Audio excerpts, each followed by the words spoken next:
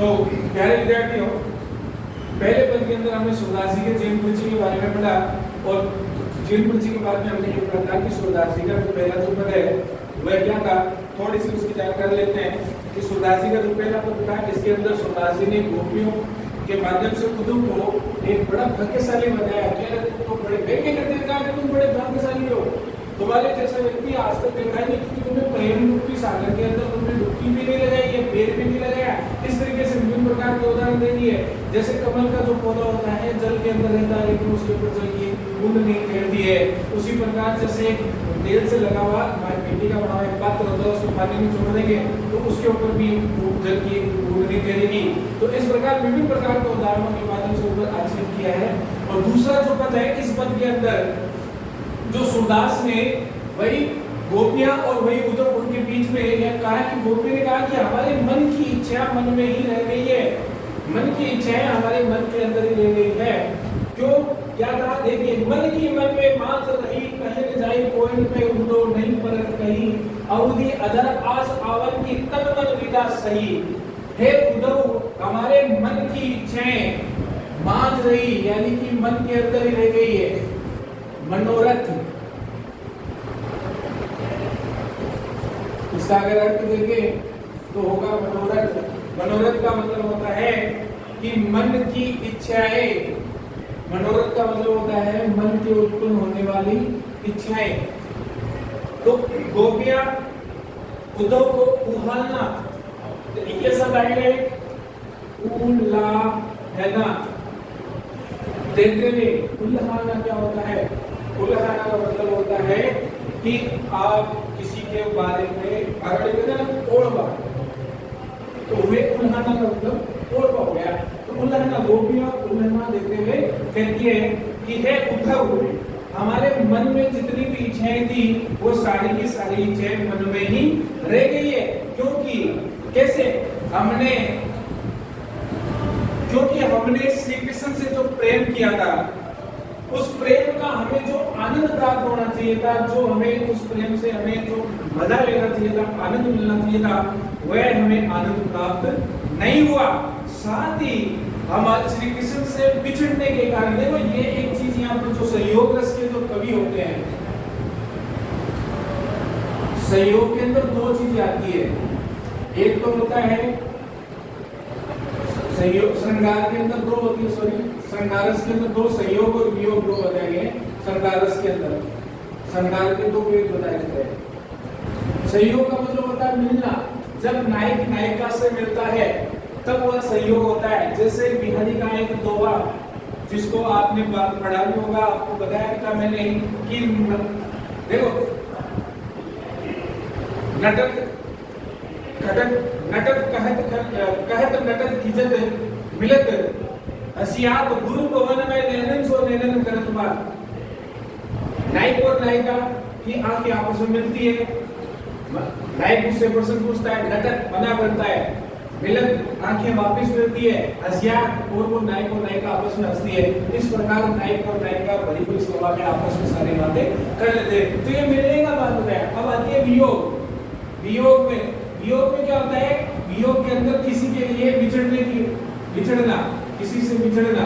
अब इसमें गोपियों ने, जब नंद गांव के अंदर गोपियां थी तो गोपियां श्री कृष्ण से प्रेम करती थी, तो उस वक्त उनका सहयोग था। और जब श्री कृष्ण उनको छोड़ के मथुरा चले गए कंस का वध करने के लिए, तब गोपियां उनकी याद में जो उनके दर्द हो रहा था, उस दर्द को कुचलने के वक्त को कहा गया वियोग। तो यहाँ पर ये गोपियां उद्धव से कहती है कि हे उद्धव, हमारे मन की जो भी इच्छाएं थी सारी की सारी इच्छाएं मन में ही रह गई है। क्योंकि आपने श्री कृष्ण से प्रेम किया था तो उससे में वो आनंद प्राप्त होना चाहिए था, वो आनंद प्राप्त नहीं हुआ। और ना ही हम अपने इस दुख को अन्य किसी को दिखा सकते हैं, अन्य किसी को बता सकते हैं। अब आप ही बताइए, हे उद्धव, आप ही बताओ कि हमारे ये जो बिछड़ने का जो गम है, जो दर्द है, वियोग की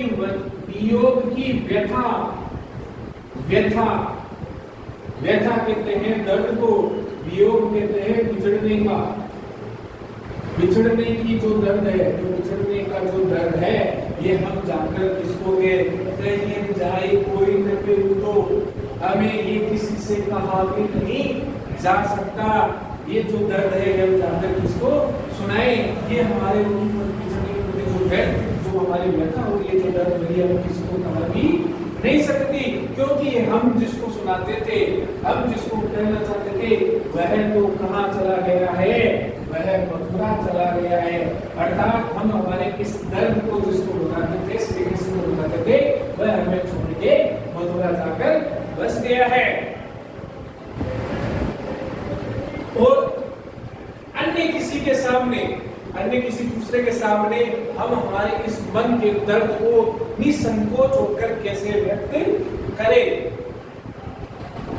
अवधि, अवधि कहते हैं समय को, अवधि कहते हैं समय को, अवधि कहते हैं समय को। देखो मैं इसको मैं दूसरी चौक से हाईलाइट करता हूँ शब्दार्थ को। अवधि का मतलब होता है समय। आधार, आधार का मतलब धैर्य, आस, उम्मीद।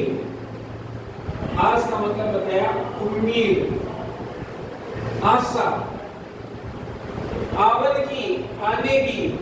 अब इस पंक्ति का, इस लाइन का एक अर्थ देखते हैं कि हमने श्री कृष्ण जब मथुरा से, नंदगांव से मथुरा गए थे, तब उन्होंने गोपियों से वापस आने का वादा किया था। एक बताया था कि मैं इस कुछ टाइम के बाद में वापस आऊंगा, लेकिन श्री कृष्ण नहीं आए। उन्होंने अपने एक मित्र को यानी उद्धव को भेजा, और ऐसा कैसे, ज्ञान योग का संदेश देने के लिए। तो गोपियां कहती है कि हम अब तो हमें ये विश्वास था कि श्री कृष्ण अपने समय पर, अपनी अवधि पर आ जाएंगे, तब हम हमारे इस तन यानी शरीर, तन का मतलब शरीर, दूसरे में चौक से मैं बता रहा हूं, तन का मतलब यहाँ बताया है शरीर। मन, मन का मतलब यहाँ आता है हृदय। व्यथा, व्यथा का मतलब होता है दर्द, व्यथा का मतलब यह बताया है दर्द के बारे में। व्यथा का मतलब है दर्द। जब श्री कृष्ण का आने का समय होगा, उस वक्त आने पर हम उनके वियोग में हमारे तन और मन से जितने व्यर्थ हुए, जितने व्यथित हुए, जितना हमें दर्द हुआ, उस दर्द को हम श्री कृष्ण के सामने कहेंगे। ध्यान तक बात आई समझ में? वापस इन 4 लाइनों का मैं आपको बताता हूँ कि गोपियां उद्धव को उदाहरण देते हुए अपने मित्र के बारे में उदाहरण देते हुए कहती है कि हे उद्धव, हमारे मन की बात हमारे मन में ही रह गई, पहले हमारे मन की सोच सारी चेंज की हमारे मन में रह गई, क्योंकि हमें श्री कृष्ण से प्रेम करने को जो आनंद प्राप्त होना था वह आनंद भी प्राप्त नहीं हुआ, और उनके बिछड़ने की जो व्यथा है वह भी हमारे मन में ही रह गई। उसको भी श्री कृष्ण को नहीं बता सकते। हे उद्धव, हम निसंकोच होकर हम ये बात किसी और के सामने कह भी नहीं सकते। उनके आने की अवधि जब समाप्त हो जाएगी, हमें विश्वास है कि उनके आने की अवधि जब समाप्त हो जाएगी, तब हमारे तन और मन के अंदर जो दर्द था, उस दर्द को हम श्री कृष्ण के सामने निसंकोच होकर बताएंगे। और उनके आने की उम्मीद में ये सारे जो दर्द है, ये दिन और रात है, ये दुख के जो दिन है, वो आने की उम्मीद लगाए बैठे, जिसके कारण धीरे धीरे समाप्त हो रहे। अब इन जोग संदेश भी सुनी विरह नहीं, यानी इन 4 लाइनों में तो गोपियां कह रही थी अब तक हमने श्री कृष्ण के आने की उम्मीद के अंदर हमारा जो दर्द था, उस दर्द को हम छुपा रहे हैं, लेकिन जब आप आ गए, अब मतलब इस समय इन जो आप इस आपके द्वारा जो ये योग किया, ब्रज भाषा का शब्द है, इसका मतलब होता है योग। योग का मतलब होता है कि अगर आप ईश्वर की प्रार्थना करते हैं, स्तुति करते हैं, भजन करते हैं, तो आपको तपस्या के मार्ग के द्वारा ईश्वर को प्राप्त किया जा सकता है। जबकि गोपियां जस्ट इससे उल्टा कार्य करती है। गोपियां का मानना है कि प्रेम के द्वारा ही हम ईश्वर को प्राप्त कर सकते हैं। तो उद्धव यहाँ आया और उन्होंने अपने इस योग का संदेश दिया, तो गोपियां कहती है कि आपके द्वारा ये बार बार सुनी यानी कि बार बार आप ये जो हमें योग का संदेश दे रहे हैं, इसको सुनकर, इस योग संदेश को सुनकर हमारी विरहणी अपने प्रियतम से बिछड़ने वाली, विरहणी का मतलब यहाँ पर आया है अपने प्रियतम से बिछड़ने वाली नायिका। विरह योग से जिसके अंदर उत्पन्न हो गया विरहणी,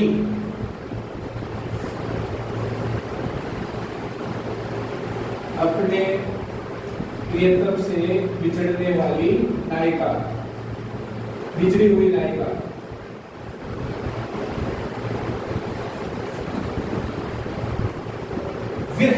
विरह का मतलब वही आ गया वापिस, दर्द। दही जल रहा है, धधक रही है।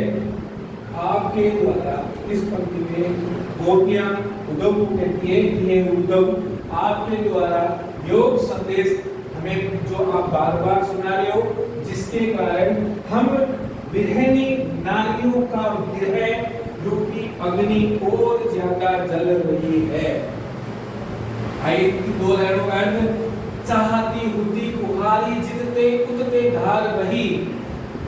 आगे पंक्ति इस पंक्ति में कहती है कि हम अपनी रक्षा के लिए जिसके गुहार का मतलब होता है पुकारना, हम स्वयं की रक्षा के लिए जिसको हम पुकारती थी, जिसको हम बुलाती थी, अर्थात हम हमारी रक्षा के लिए हमेशा कौन रहते थे तैयार? श्री कृष्ण रहते थे।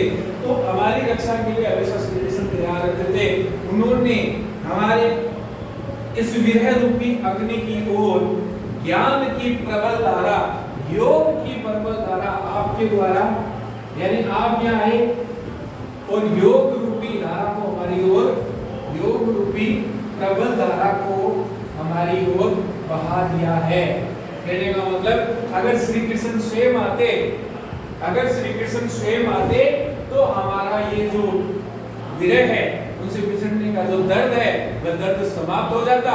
लेकिन वो नहीं आकर उन्होंने आपको भेजा और आपका ये जो संदेश है, ये संदेश हमें बार बार सुनने पर हमारी विरह रूपी अग्नि को बार बार बढ़ा रहा है।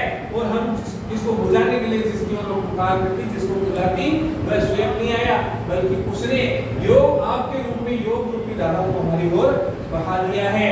अभी पंक्ति है, लास्ट पंक्ति, इसमें सूरदास अब धीर धरियो क्यों मर्यादा न रही। सूरदास इस लास्ट पंक्ति के माध्यम से, सूरदास योग के माध्यम से कह रहे हैं कि अब हमने जो धैर्य धारण किया है, वह धैर्य भी अब हम धारण नहीं कर सकते, क्योंकि उसने मर्यादा का मतलब होता है मर्यादा। श्री कृष्ण ने मर्यादा को तोड़ दिया है, लांघ दिया है, यानी आने की जो उम्मीद थी, उस उम्मीद को श्री कृष्ण ने लौटने का जो हमसे वादा किया था, उस वादे को उन्होंने तोड़ दिया है। अब वो इसके अलावा, वादा तोड़ने के अलावा भी उसने क्या किया? हमारे प्रेम संदेश नहीं भेजकर, हमारे लिए प्रेम संदेश नहीं भेजकर योग संदेश हमारे लिए भेज दिया है। अब हम उनसे क्या आशा करें, अब हम उनसे क्या उम्मीद करें कि श्री कृष्ण समय पर लौटकर आएंगे। ये दूसरा जो पद है इस पद के अंदर, इसका अर्थ मैंने आपको बताया। तीसरा पद में वो साथ में ले लेता हूं जो इस प्रकार है। तीसरा जो पद है, इस पद के अंदर देखते हैं इसमें क्या कार्य है। इसमें सूरदास के ने गोपियों और उद्धव के बीच में जो वार्तालाप हुआ, जो संवाद हुआ, उसमें श्री कृष्ण को, अपने भगवान को, अपने प्रियतम को एक हरियल पक्षी के समान बताया। देखो हरियल जो पक्षी है, ये जो हरियल जो पक्षी है, इस पक्षी की मैं विशेषता बताता हूँ आपको कि ये जो पक्षी है, ये अपने पंजों में, पैरों में हमेशा एक लकड़ी को पकड़े रखता है। तो गोपियां कहती है कि हमारे हरि का मतलब यहाँ आया भगवान। कौन? श्री कृष्ण। हमारे जो श्री कृष्ण भगवान है, वह क्या है? हरि पक्षी की उस पकड़े हुए लकड़ी के समान है। हरि पक्षी के द्वारा पकड़ी गई उस लकड़ी के समान है। तो क्योंकि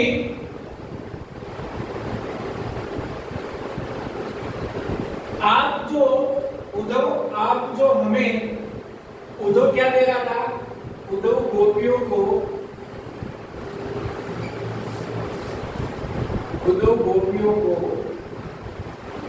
किसके बारे में बता रहा था? योग की शिक्षा दे रहा था, ज्ञान योग की शिक्षा दे रहा था। और ज्ञान योग की शिक्षा देके श्री कृष्ण के प्रेम से उन्हें विमुख कर रहा था कि आप श्री कृष्ण से प्रेम मत करो, जब आप क्या करो? ज्ञान और योग करो, इससे तुम्हें तुम्हारे ईश्वर, तुम्हारे भगवान मिल जाएंगे। तब गोपियां उद्धव को कहती है कि हे उद्धव, हमारे जो श्री कृष्ण है, हमारे जो भगवान है, हरि है, वह उस हरियल पक्षी की लकड़ी के समान है जो हमेशा अपने पेड़ों में लकड़ी को पकड़े हुए रखता है। श्री कृष्ण जो है वह हमारे मन शब्द के वही मैंने बताया विवेक क्रम, ये क्रम का मतलब होता है कार्य वचन जो हम बोलते हैं, हमने अपने मन वचन और क्रम के द्वारा नंद नंदन पुर मतलब हृदय, वापिस पुर का मतलब यह आया है नंदन नंदन अर्थात नंद के पुत्र श्री कृष्ण को हमने अपने मन वचन और कर्म के द्वारा दृढ़ मजबूती से, दृढ़ का मतलब आया है मजबूती से पकड़ा हुआ है। यानी हमने जिस प्रकार यह हरियल नामक पक्षी अपने पंजों में लकड़ी को सदैव पकड़े हुए रहता है, एक पल के लिए भी उसको दूर नहीं करता है, ठीक उसी प्रकार हमने नंद के पुत्र श्री कृष्ण को अपने मन वचन और क्रम के द्वारा अपने हृदय में दृढ़ता से पकड़ा हुआ है। ये 3 लाइनों का अर्थ आप क्या समझ में? आगे जो कहता है जागत सोपत स्वप्न निशित दिवस निशी, हमने जागते हुए सोवत सोते हुए सपना देखते हुए दिवस दिन निशी रात, यानी कि अपने दिन की सारी क्रियाएं वो क्या बताती है कि हमने जागते सोते सपना देखते हुए दिन और रात काहन जगरी हम एक ही रट लगाते हैं। किस नाम की रट लगाते हैं?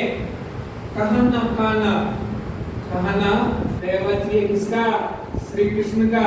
यानी हमने जागते सोते उठते बैठते जागते सोते सपना देखते हुए दिन और रात हम श्री कृष्ण के नाम के ही रट लगाते रहते हैं। वापिस आए 5 पंक्तियों का देखो, वापिस से बताता हूँ।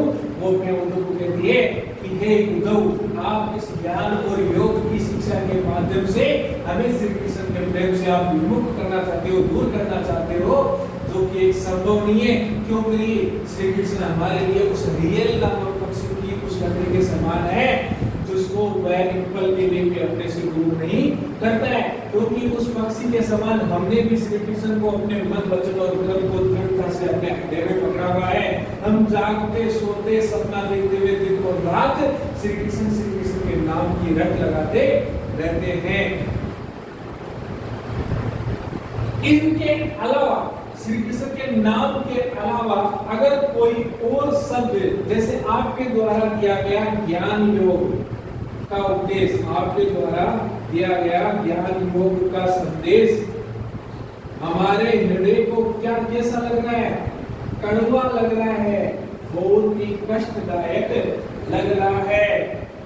सुनत जोग लागत है ऐसो, आपके द्वारा सुनाया गया जोग मतलब योग, आपके द्वारा सुनाया गया ज्ञान का योग हमारे हृदय को ऐसा लगता है, इतना कड़वा लगता है जितना जो कड़ई का मतलब हो गया कड़वी, ककड़ी का मतलब होता है ककड़ी। आपने देखा होगा एक सब्जी होती है जिसको आप खाते हो, कड़वी अगर वो आ जाती है, उसको जैसे मुंह में लिया आपने चका, कड़वी है, दूसरी ओर आपने उसको मुंह में जो भी था वो सारा का सारा हमें बाहर निकालना पड़ता है, बाहर निकालना पड़ता है। तो गोपियां कहती है कि हे बुद्धो, आपके द्वारा हम लोगों को दिया गया ज्ञान का योग कि ये जो बातें हैं ये हमें बहुत ज्यादा कड़वी लगती है। किसके समान?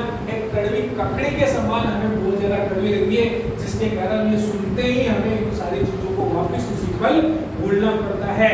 उसी प्रकार हम और कोई दूसरी चीजें नहीं सुनते। आगे देखो, शुद्धो व्याधि हमको ले आए, देखी सुनी न करी।